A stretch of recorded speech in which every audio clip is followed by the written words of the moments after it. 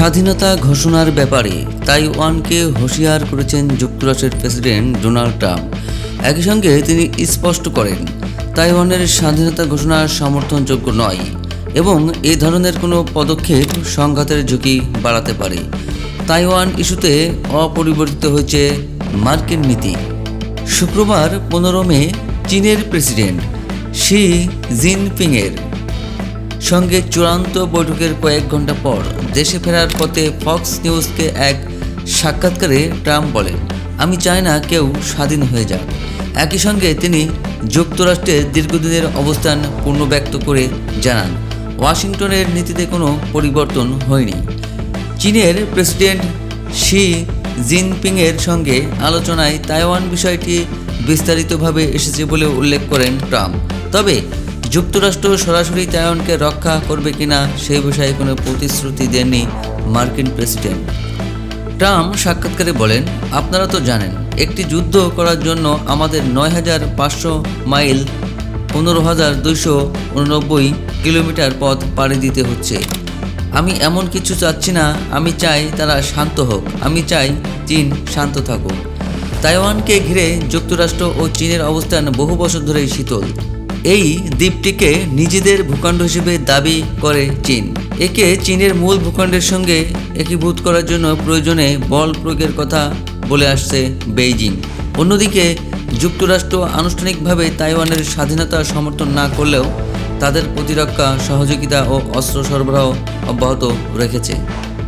Iran যুদ্ধ ও মধ্যপ্রাচ্যে তীব্র উত্তেজনার মধ্যে গত বুধবার 13 মে চীন সফরে যান ট্রাম্প। 3 দিনের রাষ্ট্রীয় সফর শেষে শুক্রবার 15 মে দেশে ফেরেন তিনি। এর আগে এদিন প্রেসিডেন্ট শি জিনপিংয়ের সঙ্গে তার চূড়ান্ত বৈঠক হয়।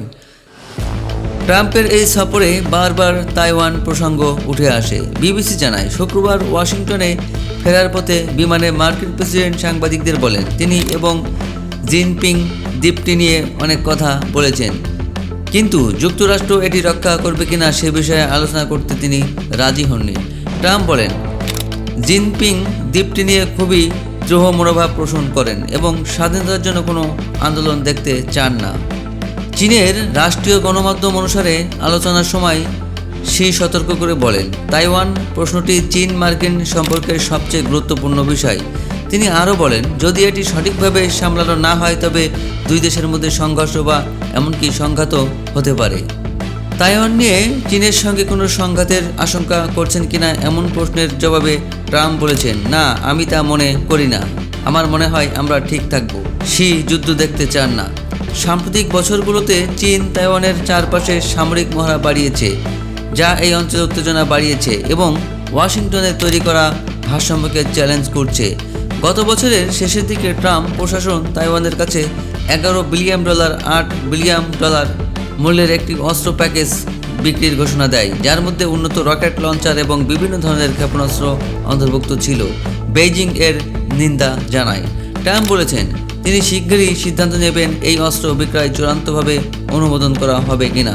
তিনি আরও বলেছেন, তিনি ও জিনপিং এ বিষয়ে খুবই বিস্তারিতভাবে আলোচনা করেছেন। তিনি জানান, আমি বলতে চাই যে আমাকে সেই ব্যক্তির সাথে কথা বলতে হবে যিনি এখন আপনারা জানেন তিনি কে, যিনি তাইওয়ান চালাচ্ছেন।